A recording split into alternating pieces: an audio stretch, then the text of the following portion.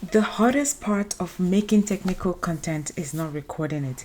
It is deciding what is actually worth talking about, because the field moves every single day. New models, there are new agents, frameworks, new tooling, and even new cloud services. And I do not want to spend an hour scrolling through X, Reddit, Hacker News, and 5 newsletters trying to work out what matters this week. So I'm going to build an AI researcher that does that job for me. It's not an idea generator, it's a researcher, something that finds current development, checks where they came from, and tell me why they matter, and tell me why I could actually build or demonstrate around them. Want to know coding? It takes about 40 minutes. By the end of this, you will have the same thing running in your own account. Let's build it. Here is what most people do. They open an AI tool and type. In this case, I'm going to use Perplexity. Give me 10 YouTube video ideas about AI. And you will get the 10 ideas. They are just always the same 10 ideas. Top 10 AI ideas, 5 ways to use ChatGPT, to use Claude. And the reason is not that the model is bad. Generating ideas was never the hard part. Look at what that prompt never asked for. It never asks how recent anything is. It never asks whether any of it is useful. And it never asks whether I could actually show it on camera. So it gave me the average of everything ever written about AI content, which is exactly what I asked for. I need to ask for different thing. Now I'll go to Perplexity, create a new project. And I will call this new project Technical Trend Researcher, or tech. Here I'm using a project rather than a normal, opening a new thread. And the choice is the whole trick. A project holds instruction that persists. So I do not have to explain who I am, what I'm researching, and what good output looks like every single time I come back. In the project description, this is where I will add the instruction for this project. So I'll paste this prompt. Meanwhile, this prompt is going to be shared in my school community. It's a free community. Join and you're able to access all the resources for my YouTube channel. All right, so this is what the instruction is going to be. You make sure you define the areas, tell it what it is, describe the research areas that the project will be about, or the project folder will be about. You discuss the priorities, the source rules, and things like that. There are 5 things in here, and every one of them is doing a job. First is the role. It is a technical trend researcher, not an assistant, not a creative partner. The second is the scope. It lists the areas I actually work in, so it stops wandering into custom news app. Third, a recency window, last 7 days. It can stretch to 30 only if something is still growing. The fourth is the source rules. Official documentation first, then company announcements, then GitHub, then papers to give it the sequence, how it's going to get information for you. Then fifth is the output format. It also describes for every result come back the same shape, so I can compare 10 of them without reading 10 aces. Now notice what I did not put in there. I never said find me something viral, because it cannot know that. Nobody can know that. If I ask a model to predict virality, it will happily produce a confident answer, and that answer is worth nothing. So instead, I gave it 3 things it can actually evaluate. Is this new? Is this useful? Can I show it? This is the difference between a wish and a specification. A model cannot tell you what will perform. It can absolutely tell you whether something shipped in the last week, whether there is an official source for it, whether there is a working demo you can reproduce. Ask it for the things it can know. Now within this project, I'm going to prompt it to run today's trend research. Now the job fits the tool. Search current information is going to surface the sources, organize the result using criteria that already exist in the project instruction. So now I have a shortlist instead of a brainstorm. So it did all the brainstorm within itself based on the instruction we've given for our project and also from the prompts that we have asked it. So 10 things is found. It thinks 3 are worth my time, and its reasoning for why the other 7 lost. If you cannot tell me what the other 7 were missing, it did not really evaluate them, it just sorted them out. Now, here is the part I think most people skip. I do not automatically trust it because it gave me citation. Citations make verification easier. They are not the actual verification. So we're going to do that ourselves. Take the top ranked result, open its primary source in a new tab. We're going to check these 3 things: the publication date, what was actually announced, and whether the summary matches it. So we're going to do this together. We're going to click on this publication or the source and read and see this was published August 6, 2026, and this is actually pasted, or this was actually posted on AWS page. Well, it seems the source is true, and the date, well, is recent. I checked the date first because half of what gets presented as new is a rerun of something from 4 months ago or even later. Then I read what was actually announced, even though the summary is going to be compressed from the whole full article.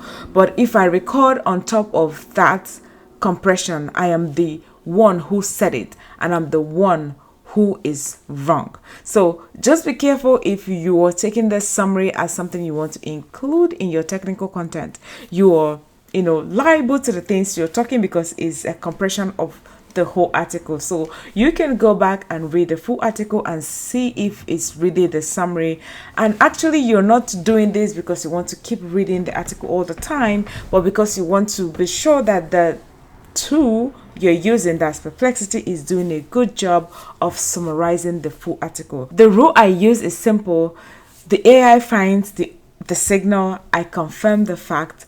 That split does not go away as the model gets better. So the more you work with it, the more you refine it, and your project and your model and your tool understands the way you work, and it becomes easier for you to take anything it has summarized and give it back to your audience. So looking through this top 3, I'm going to further prompt the project using this thought prompt. So here we are going to pick the first content opportunity. Then we want to do not write the script. We want it, give us the problem, talk about the audience, 1 sentence promise, and the build, the demo, teaching, title, thumbnail, difficulty, preparation time, verification checklist. And we're going to run this on the same project and see what it's going to do.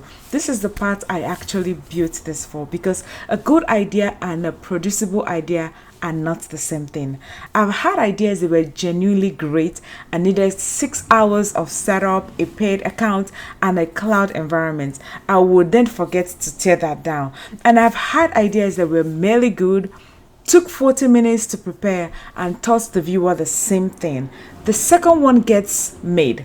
So the card gives me the problem, who cares about it, what I would build, what has to be visible on screen, the difficulty, the preparation time, and the list of the specific claims I still need to check myself. Preparation time is a field I look at first, not because I am lazy, because a system I can run weekly beats a system I run brilliantly twice and then abandon it. And that is the whole thing working. Instead of a random list of ideas, my researcher went and found current development, gave me the original sources, rank them on a novelty, practical value, and whether I can actually demonstrate them, and then turn the best one into a brief. I have the problem, the audience, what to build, what to show, the teaching point, the title options, the thumbnail options, and a list of exact claims I can still need to verify myself.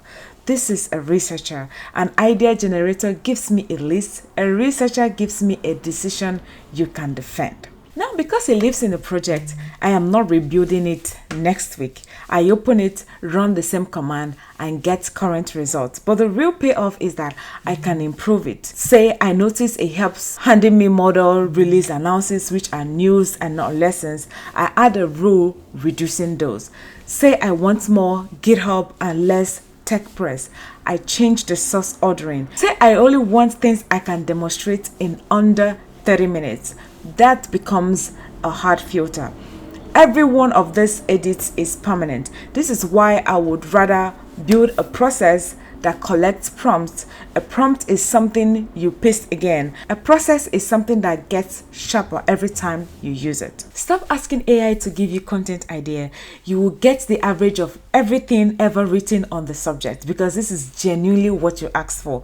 Give it a research job instead. 5 parts. 1. A rule: mine is a technical trend researcher, not an assistant. 2. A scope: the specific area I work in, so it stops wandering. 3. A recency window: last 7 days, it has to tell me the date. 4. The source rule: official documentation and company announcements first, and that if it cannot find a primary source, it has to say so rather than quietly using a blog post. 5. An output format: so every result comes back the same shape and I can compare 10 of them at a glance. And here is the part people skip. I never ask it what will go viral. It cannot know that. It will confidently make something up if you ask. I ask it the 3 things I can actually check. Is this new? Is this useful? Can I demonstrate it? Let AI find the signal. You still confirm the fact. I built this for content, but the framework has nothing to do with content. Change the research ideas, change the research area, and same 5 parts becomes a competitor researcher, or a product researcher watching out category, or a security researcher tracking adversaries for the stack your team actually runs, or something following one specific technology your company has bet on, so you find out about a breaking change for your own researcher and not from an outage. The last one is the version businesses pay for. This pattern is identical every time. You define the job, you define where it looks, you define what counts as evidence, you also define what comes back. If you can write those 4 things down about any recurring research task in your week, you can hand that task to a system. So now, instead of opening 5 sites and asking myself what is worth researching, I have one place to start, and I still make the call. The AI finds the signal and I decide what is worth building. This is the part I am not interested in automating anyway. The 3 prompts from this video are in my free community, link below, so you can paste them straight in rather than pausing the video and typing them out. If you want more of this, where we actually build things instead of thinking about it, subscribe. See you in the next one.